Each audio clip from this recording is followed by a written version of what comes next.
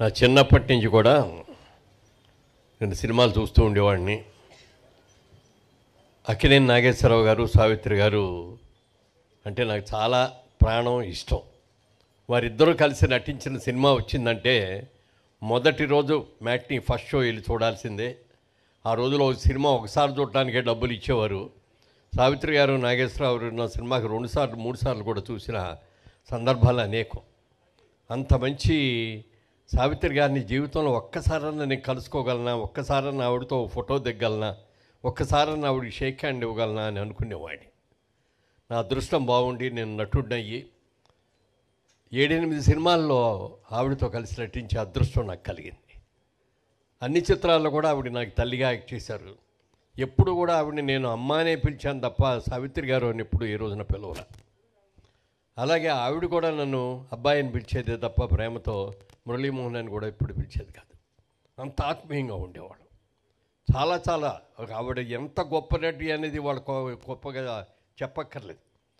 ఇక ఆవిడ తర్వాత అలాంటి నటీమణి రాలేదు అన్న కూడా అది అతిశయోక్తి కాదు. ముఖ్యంగా మాయాబజార్ ఇక్కడ ఉన్న వాళ్ళందరూ మనందరం చూసే ఉంటాం.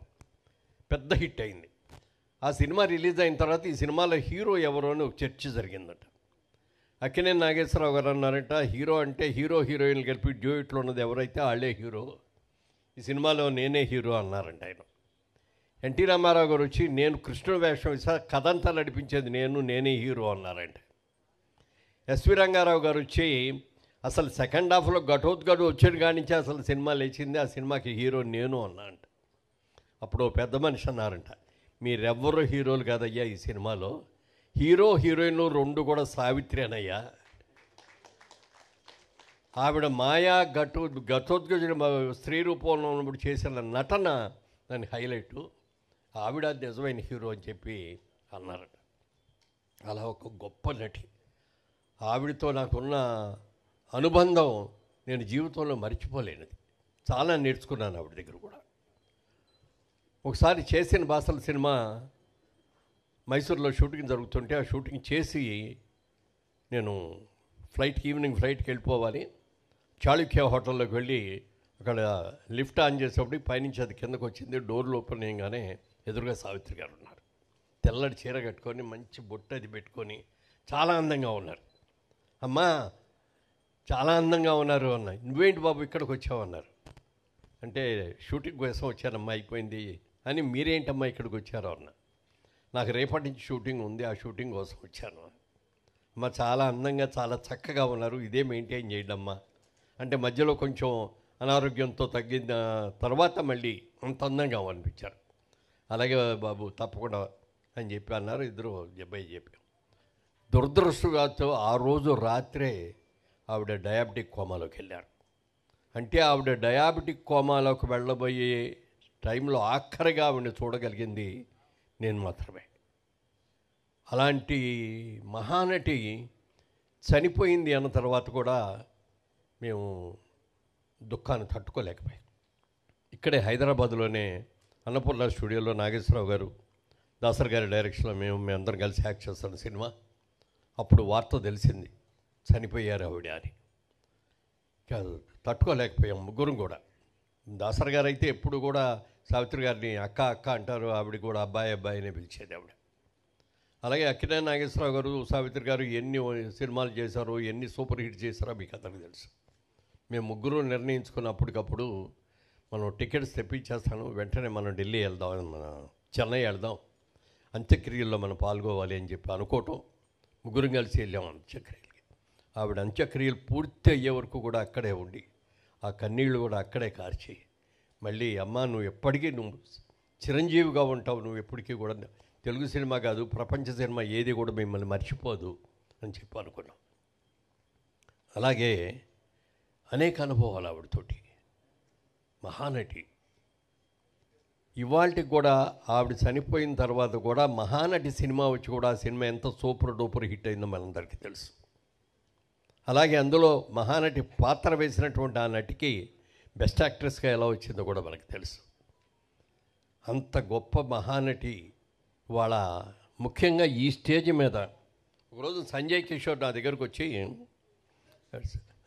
సంజయ్ అంటే సంజయ్ కిషోర్ ఒక రోజు నా దగ్గరకు వచ్చి బుక్ ఒకటి రాసేవాడి సావిత్రి గారి మీద, దానికి ముందు మాట రాయాలండి అన్నాడు. అని ఈ కాపీ ఇచ్చారని తీసుకొచ్చి ఇవ్వగానే చూసి ఇక అసలు లోపల ఏముంది అని చూడలే, అసలు ఆ బొమ్మ ఇంకా చూస్తున్నా, ఎంత లైవ్లీగా ఉందయ్యా, ఒక్కసారి నాకు ఒక్క ఫోటో దివే, ఇట్లా గుండెలకి హత్తుకొని ఉంటాను నేను ఇట్లా అని అలా ఫోటో తీయించుకున్నాను. ఇవాళ ఇంత అద్భుతమైన బుక్ని తయారు చేసిన సంజయ్ కిషోర్ని మనస్ఫూర్తిగా అభినందిస్తున్నా. ఎందుకంటే సావిత్రి గారి గురించి ఎవరు బుక్ వేయాలన్నా కూడా ఇంత గొప్ప బుక్ ఎవరు వేయలేరు. ఆయన దగ్గర దాదాపుగా 1,00,000 ఫోటోలు ఉన్నాయంట, సావిత్రి గారి ఫోటోలు. బహుశా వచ్చి విజయచాముండేశ్వరి గారి దగ్గర కూడా అన్ని ఉండవు.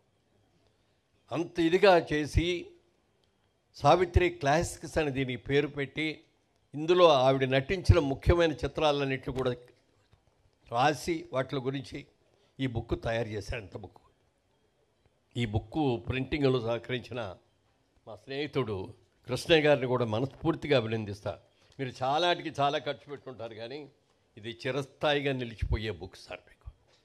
ఇవన్నీ ఒక ఎత్తు అయితే, ఈ బుక్ ఆవిష్కరణ కోసం మెగాస్టార్ చిరంజీవి గారు సతీ సమేతంగా వచ్చి, ఎందుకంటే ఎప్పుడో ఆవిడ వచ్చినా అక్కడే కూర్చుంటారు కానీ పైకి రారు, అసలు వచ్చేదే తక్కువ, వచ్చినా పైకి రారు.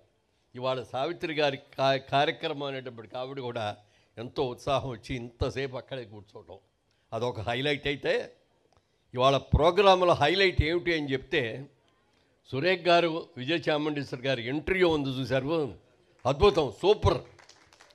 ఇవాళ జరిగిన ఈ దీన్ని ప్రపంచంలో ఉన్న తెలుగు వాళ్ళందరూ కూడా ఇవాళ చూసి ఉంటారు ఇప్పటికే. ఒకవేళ చూడకపోయినా ఇది ఎంత వైరల్ అవుతుందో చెప్పడానికి వెళ్ళలేదు. వెరైటీ. చిరంజీవి గారు మాట్లాడారంటే పెద్ద గొప్ప కాదు, చాలాసార్లు మాట్లాడారు, ఎన్నో చూశారు ఆయన. కానీ సురేఖ్ గారు మాట్లాడారంటే గొప్ప. మరి వాళ్ళిద్దరూ స్నేహితులైనటువంటి మరి విజయచాముండేశ్వరి గారు వారిద్దరూ కలిసి మాట్లాడటం, ఈ సందర్భంగా ఆవిడ ఎన్నో మాకెవరికి కూడా తెలియని విషయాలు ఎన్నో చెప్పింది, చిన్నప్పటి విషయాలు కూడా. చిరంజీవి గారు పక్కన ఉన్నారు, విజయచాముండ్రిలో ఇది అంటే ఏమన్నారు ఇందాక, కొత్త కోణం, ఆవిళ్ళు కొత్త కోణం చూస్తాం అని చెప్పి ఎప్పుడు కూడా చాలా గంభీరంగా పెద్దగా నవ్వుతూనే మాట్లాడతారు, కానీ ఇంత చక్కగా ఇంత సరదాగా మాట్లాడటం ఇవాళే నేను చూడటం. అంత అద్భుతమైనది. ఈ మహానటి గారి కార్యక్రమంలో పాల్గొనే అదృష్టం నాకు కలగటం చాలా అదృష్టం. అలాగే సంజయ్ కిషోర్ నన్ను అడిగాడు ఈ బుక్ చూపించినప్పుడు, ఎలా ఉందండి అన్నాడు. చాలా బాగుందండి, ప్రతి తెలుగు ఇంట్లోనూ ఒక భారతము, ఒక రామాయణము, ఒక భగవద్గీత ఉంటాయి. అలాగే సినిమా ఇండస్ట్రీకి సంబంధించిన వ్యక్తులు, అభిమానులు అందరూ కూడా ఒక భాగవతంలాగానో ఒక భారతంలాగా ఒక భగవద్గీతల ఇంట్లో దాచుకోక బుక్ ఇది. అంత మంచి బుక్ చేశావు అంటే, ఇంత అద్భుతంగా చేయగలిగింది ఎవరు చేయలేరు. జర్నలిస్టులు చాలామంది చాలా బుక్స్ వేశారు, కానీ ముఖ్యంగా సావిత్రి గారి మీద ఆయన కూడా చాలా బుక్కులు వేసినా కూడా వాటన్నిటికంటే కూడా ఇది ఒక అద్భుతమైన బుక్గా వారిని నేను మనస్ఫూర్తిగా అభినందిస్తూ, ఈ కార్యక్రమంలో ఎక్కువ మాట్లాడకూడదు, మనందరికంటే చిరంజీవి గారు ఎక్కువ మాట్లాడితే మేము అందరూ సంతోషిస్తాం. మాట్లాడండి. ధన్యవాదాలు.